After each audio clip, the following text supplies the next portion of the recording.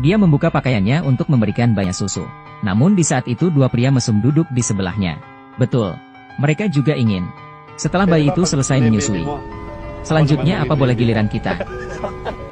Di saat Mei tidak tahu harus berbuat apa, seorang pria bernama Adi datang. Dia sengaja membuka pistol di pinggangnya. Apa yang kamu lakukan siang bolong? Kedua pria mesum itu mengira dia polisi, seenarnya dia seorang pelaut. Bergegas bangun dan pergi. Kekhawatiran Mei akhirnya hilang. Adi duduk setelah dapat persetujuan Mei. Tak lama, bus itu penuh dengan penumpang. Kondektur juga sedang ambil tiket bus. Melihat ini, Mei langsung gugup. Karena dia tidak punya uang untuk beli tiket. Dia tak punya pilihan selain menunduk dan minta bantuan Adi. Setelah tahu rumah Mei hancur karena topan, Adi memutuskan untuk membantunya. Mei mengira dia bertemu orang baik. Tapi dia tidak menyadarinya. Pria RI depannya seperti serigala berbulu domba. Mei menatap pria baik uang di depannya yang telah membantunya. Menceritakan pengalaman hidupnya yang tragis.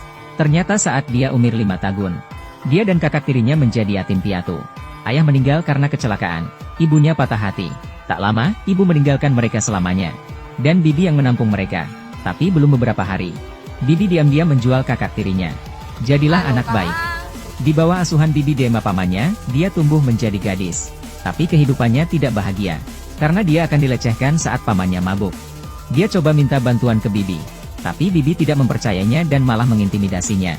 Karena di matanya, Mei adalah beban yang hidup mereka. Hidupnya yang sengsara berlanjut sampai umur 18 tahun. Hari itu, dia sedang menyajikan hidangan untuk pelanggan. Tapi tiba-tiba terdengar suara tak asing sedang memanggil namanya. Dia tidak percaya. Suatu hari bisa bertemu dengan kakaknya lagi. Mereka berpelukan dan menangis. Kakak tidak ingin Mei menderita. Jadi dia membawanya ke rumahnya. Dia mengira kakak ipar tidak akan menyukainya. Ternyata dia berpikir terlalu berlebihan. Kakak ipar sangat baik. Hubungan mereka sangat harmonis. Kamu sangat cantik. Pertama kalinya dia merasakan apa itu kebahagiaan. Ketiganya hidup dalam satu atap.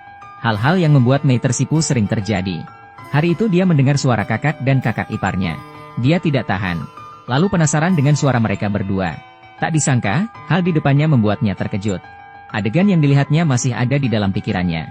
Jadi dia mengambil sebuah botol yang ada di meja. Selesai cerita, Adi tidak sabar.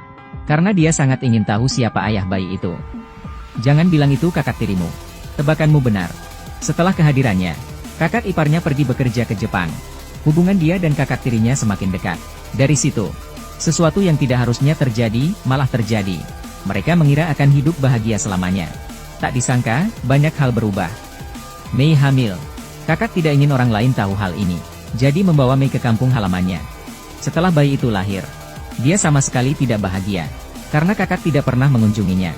Dia ditinggalkan dengan kejam oleh kakaknya. Setelah kelahiran anak, Topan datang menghancurkan rumahnya. Dia memutuskan untuk pergi menemui kakak. Bagaimanapun juga, dia adalah ayah dari bayi itu. Dia percaya kakak tidak akan meninggalkan mereka. Mei tidak punya uang untuk membeli tiket kapal. Harus menyelinap ke kapal. Tapi ketahuan oleh petugas kapal. Mereka membawa Mei ke kantor kepala petugas keamanan.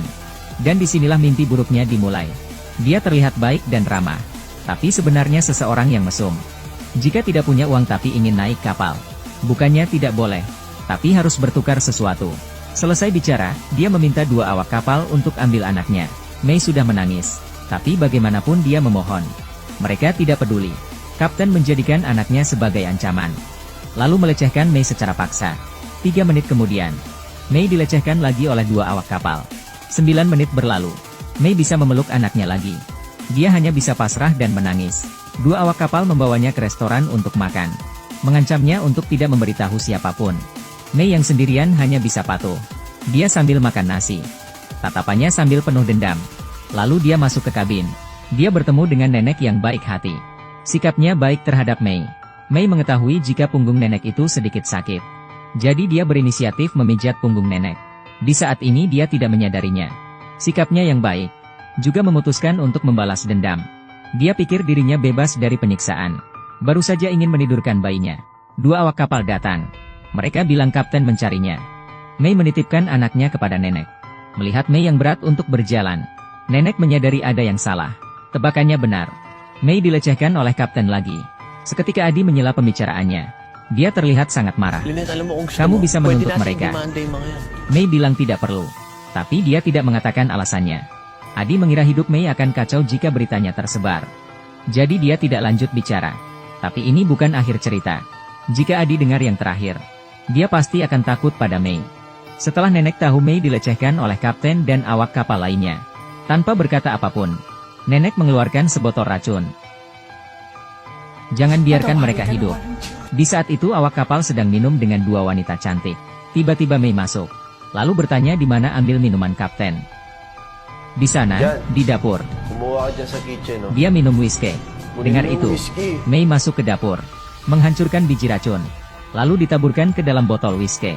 Setelah selesai, dia meletakkan 3 botol di depan ketiga awak kapal, lalu membawa sebotol dan mengetuk pintu kapten. Esok harinya, kapten dan awak kapal lainnya meninggal secara tragis di kapal. Akhirnya Mei berhasil balas dendam. Bus berhenti di pinggir jalan. Karena hujan deras, mereka sulit melanjutkan perjalanan. Demi keselamatan penumpang, mereka memutuskan besok baru melanjutkan perjalanan. Bus sampai di halte. Adi memesankan sup ayam untuk Mei. Mei sangat terharu. Masih ada orang baik di dunia ini.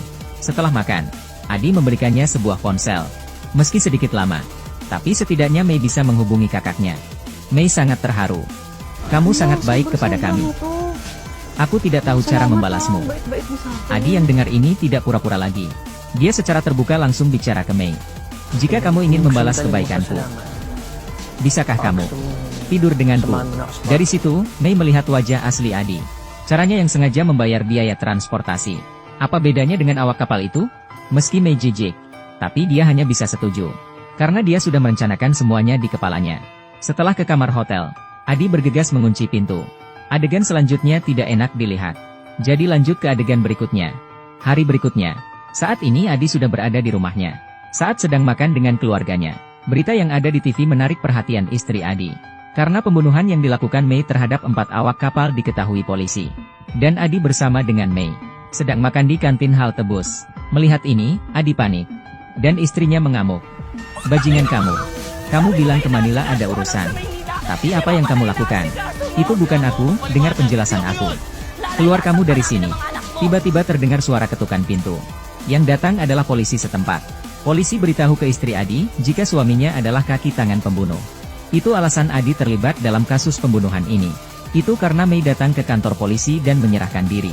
Dia tidak hanya diam-diam memasukkan biji racun ke tas Adi, tapi juga memfitnah Adi. Dia beritahu polisi kalau dia tidak lakukan. Dia dan anaknya akan dibunuh oleh Adi.